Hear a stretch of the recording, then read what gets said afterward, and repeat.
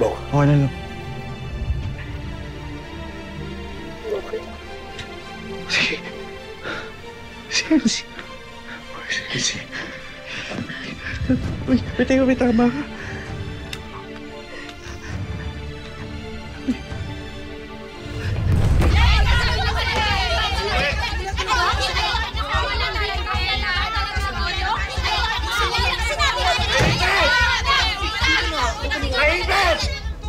Paano tayo magkakaintindihan kung sabay-sabay kayo?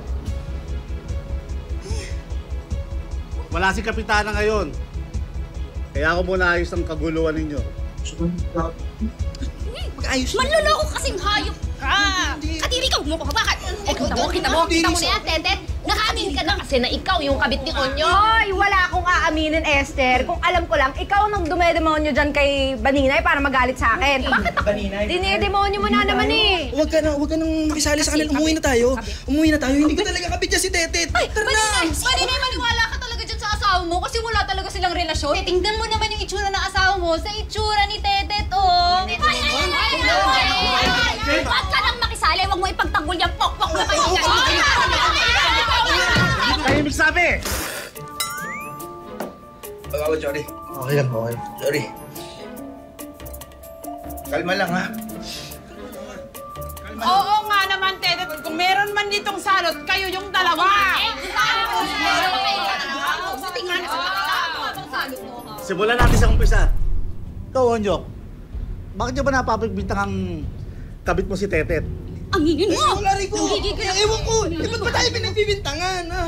Sa di malamang dahilan, yung panty ko napunta sa bag ni Onyo. Oh, di ba? Onyo! Paano masa'yo napunta ang panty ni Tetet? Hindi ko alam. Hindi ko alam. Hindi ko alam. Wala, hindi ko kinuha. Huling-huli yan eh. Naboboso yan habang naglalaban ng panty si Tetet.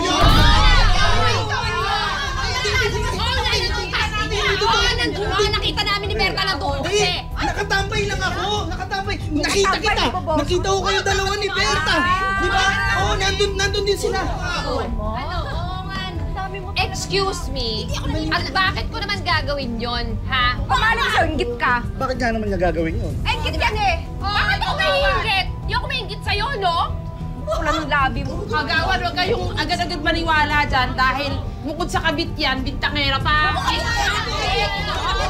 Ano ba yan? Yung ikaw, Berta? Ano bang alam mo dyan, ha?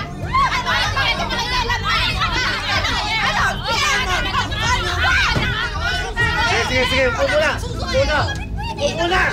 Upo muna, hindi na naman maayos to eh. Ito kasi. Wala bang aamin? Sabi. Umamin ka na kasi! Onyo, ano ba talaga relasyon mo kay Tetet? Umamin ka. Kasi kagawad eh. Wala kami relasyon. Oo, totoo. Minsan pumupunta ako doon sa beer house, pero para ano lang, mag-relax-relax ba, mag-chill-chill ba? Wala, tingnan mo yung relax na yan. Hindi yung dyan nagsisimula yan eh. Pero hindi para mang babae.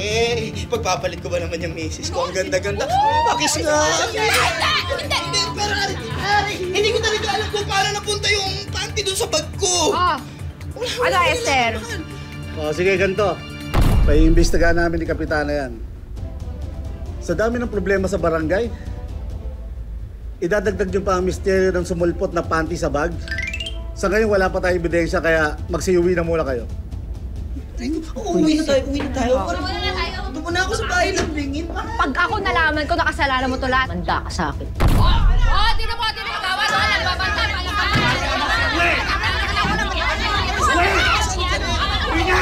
Uwi na tayo, Rico. Uwi na!